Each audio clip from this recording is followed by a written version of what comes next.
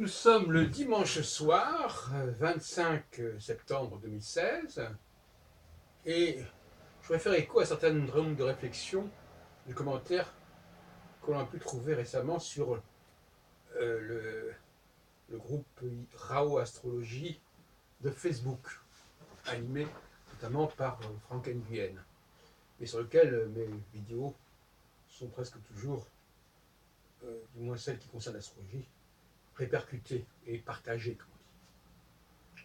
Alors, parmi les points que M. Nguyen met en question actuellement, il y a d'abord la question de l'antiquité de l'astrologie. Alors son point de vue est le suivant.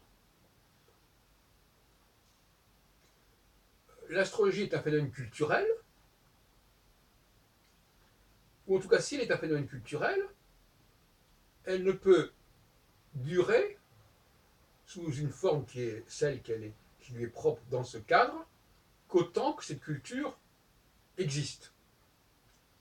Si cette culture disparaît, l'astrologie correspondant à cette culture disparaît également. Voilà l'argument de M. Nguyen, président du Rassemblement des astrologues occidentaux, les RAO. Alors, je vois un certain nombre de défauts dans ce genre d'argumentation. Alors, d'une part,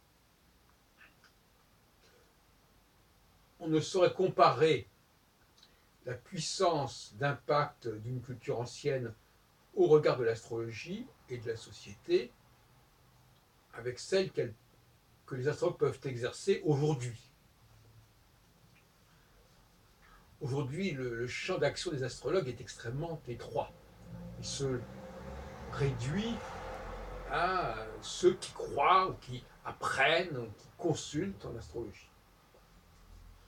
Et en toute cause, ce n'est pas un tel groupe qui va avoir des effets sur l'ADN de notre société, de notre humanité. A contrario, on pourrait soutenir que dans des sociétés beaucoup plus rigides, beaucoup plus contraignantes, avec un processus héréditaire, avec une hérédité sociale beaucoup plus forte, on pourrait, en s'appuyant notamment sur les résultats statistiques de Gauquelin, penser que peut-être, effectivement, sous certaines conditions très dures, euh, certaines lois ont pu s'imposer et perdurer sur un plan subconscient. Et donc, même quand on n'est plus dans la culture correspondant à celle qui a instauré ce système, ça pourrait se poursuivre. La subconscience n'est pas seulement quelque chose qui est subconscient, c'est aussi quelque chose qui se perpétue par-delà la conscience, dans le temps, mais pas seulement dans l'espace. Donc apparemment, là, M. Nguyen ne dispose pas de tous les modèles, de toutes les clés, de toutes les grilles nécessaires pour appréhender le phénomène astrologique. Et par conséquent, alors il en vient à la thèse analogique. Analogique. Il va même jusqu'à dire que l'analogie est la seule façon de nos jours de présenter, d'exposer la cause de l'astrologie. Là aussi, je me permettrai de repréciser à ma façon ce que j'entends par analogie, et je ne suis pas du tout impressionné par ce phénomène. Pourquoi? Parce que on appelle analogie ce qui souvent est en réalité le fait d'un emprunt. S'il A influe sur B, celui qui ne connaît pas ce processus d'influence de A sur B va parler d'un processus qui existe parallèlement, parce que c'est aussi ça dans l'esprit de M. Nguyen, c'est l'idée que l'analogie, c'est-à-dire qu'il y a des choses qui existent à différents niveaux. Or, les choses n'existent à différents niveaux que parce que un certain niveau a marqué les autres niveaux, et non pas parce que chaque niveau a la même structure. Que tel niveau se soit structuré in fine d'après un autre niveau, par mimétisme, par imitation, par emprunt, ça c'est une chose. Mais parler d'analogie dans ce cas-là n'a pas grand intérêt. Alors effectivement, je suis d'accord que d'une certaine manière, si à une certaine époque il a été accordé une telle importance à certains signaux célestes, c'est non pas par analogie, c'est-à-dire non pas parce que on aura parce que ces signaux auront révélé en quelque sorte une structure que nous avions nous-mêmes. Non, ces signaux auront établi et instauré cette structure, c'est pas révélé. Et par conséquent, effectivement, on peut imaginer des sociétés qui se mettent en conformité, qui se conforment à un certain modèle. Si c'est ça l'analogie, oui, effectivement. Bon. Si j'imite l'autre, je me mets en analogie avec lui. Et c'est vrai. Maintenant, si on veut dire autre chose, et je crains que ce ne soit le cas avec M. Nguyen, si on veut dire que, en réalité, parce que si c'est cette analogie, si c'est une mise en analogie, on est quand même dans le domaine culturel. Or, M. Nguyen, quelque part, il ne veut pas qu'on soit dans le domaine culturel, quelque part.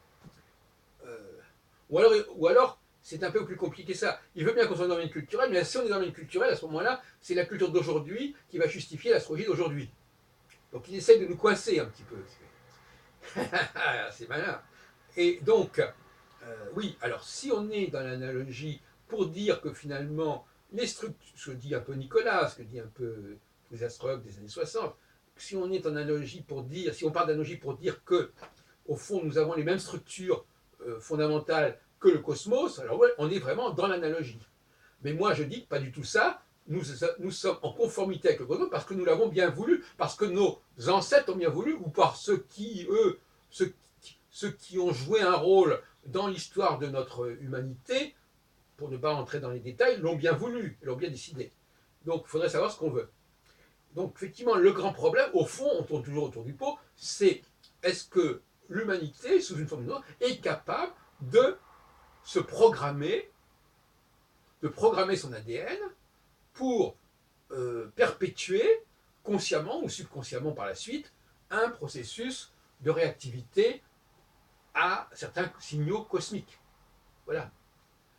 En sachant qu'à ce moment-là, on bascule dans le champ de la biotechnologie. Il y a, comme dit Rousseau, qui semble à mon avis avoir bien compris le problème dans les années 1750 et quelques, il y a une évolution de l'humanité qui se fait sans outils extérieurs, par une simple évolution anatomique, et puis à un moment donné, il y a un basculement, et l'humanité ne progresse plus par transformation évolutive interne, mais par l'usage d'un certain nombre d'outils. Et quelque part, le fait de se conformer à une structure extérieure qui sont les signaux cosmiques, c'est de l'ordre de la technologie. Alors certains diront, mais ces signaux cosmiques, ils agissent sur nous. Non, ils n'agissent pas sur nous. Ils n'agissent sur nous que parce que nous l'avons décidé. Donc ils n'agissent pas sur nous. Quand quelque chose agit sur nous parce qu'on l'a bien voulu, et même si après ça continue à agir sur nous, il n'empêche que le processus, c'est celui du récepteur quelque part qui agit sur l'émetteur, et non pas de l'émetteur qui agit sur le récepteur, même si ensuite l'émetteur qui a été programmé, si on peut dire, par le récepteur, ce qui est une formule un petit peu audacieuse, puisque c'est le récepteur qui s'est autoprogrammé, mais en s'autoprogrammant par rapport à l'émetteur, il transforme quelque part de facto l'émetteur, sans lui avoir donné son avis, et sans que cela intervienne dans les facultés propres à l'émetteur. C'est le récepteur qui, changeant son rapport à l'émetteur, transforme quelque part l'émetteur sans lui demander son avis et sans intervenir sur ce qu'il est. Et c'est pour cela qu'il faut, pour juger un émetteur, il ne faut pas simplement savoir ce qu'il émet, mais comment il est perçu, comment il est appréhendé par les autres, par l'environnement. Si l'environnement perçoit l'émetteur d'une certaine manière, même si l'émetteur lui-même n'est pas responsable par sa propre dynamique de ses effets n'en existent pas moins. Et on sait très bien qu'il en est ainsi dans beaucoup de domaines. Nous pouvons avoir des effets qui nous échappent et qui n'en existent pas moins. Voilà donc le débat qui s'était instauré sur le site du RAO. Moi, je considère pour ma part qu'il s'agit purement et simplement de la part de Nguyen et du RAO de défendre la cause des astropraticiens, de défendre un certain statu quo et d'utiliser tous les moyens possibles pour, euh, repousser les doutes, les attaques, les doutes qui peuvent s'exprimer autour de la pratique astrologique actuelle. Et je dirais quand même que l'idée d'une astrologie contemporaine est une idée quand même assez bizarre, parce que même si on peut dire qu'elle est contemporaine au regard de l'utilisation, le prise en compte, j'ai déjà dit que cette philosophie d'astrologie qui prend en compte les nouvelles planètes, pour moi c'est une plaisanterie, mais enfin c'est un autre problème. Bon, mais par ailleurs, cette astrologie contemporaine, elle a récupéré des traditions, des dispositifs. Et ces traditions et ces dispositifs, elle ne peut pas ne pas les accepter sans inventaire. Il faut absolument qu'elle fasse l'inventaire. Parce que nous sommes dans une approche contemporaine, et donc par conséquent, nous sommes dans une approche avec des exigences archéologiques, des exigences textologiques, des exigences critiques qu'il faut satisfaire. Ce qui veut dire que ces textes qui nous sont parvenus, il faut comme disait un des interlocuteurs sur le RAO, il faut les nettoyer, il faut les repenser, il faut les réformer. Et ça, on n'y peut rien. C'est bien gentil de faire des trucs contemporaines qui se mettent à la page, si l'on peut dire, des découvertes astronomiques actuelles. Bon, admettons. Mais en revanche, cette astronomie contemporaine ne saurait en aucune façon valider d'office ce qui lui est parvenu, souvent dans un état de délabrement total. C'est pas possible. Le monde contemporain ne peut pas accepter qu'on valide par une quelconque pratique professionnelle qui vaut ce qu'elle vaut et qui est plus une projection sur le client, voire même une greffe sur le client, qu'une quelconque validation réelle, le client n'étant pas capable de valider quoi que ce soit, on le sait très bien, c'est une plaisanterie. Donc, si le client ne peut pas valider, on sait très bien qu'il faut valider en amont et qu'on ne peut pas perpétuer et maintenir des dispositifs comme l'ordre zodiacal, comme l'ordre planétaire, comme l'ordre des maisons, qui ne tiennent pas debout. C'est pas possible. Et ça, c'est une exigence contemporaine.